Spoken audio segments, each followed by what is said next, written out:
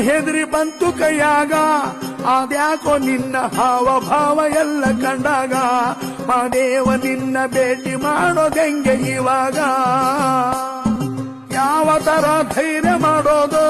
ಮಾದೇವ ನಿನ್ನ ಮುಂದೆ ಬಂದು ಹೆಂಗೆ ನಿಲ್ಲೋದು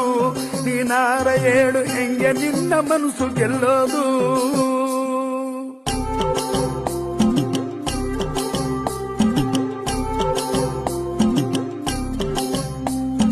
ನೋಡಿದೊಳೆ ನಡುಕ ಶುರುವಾಯ್ತು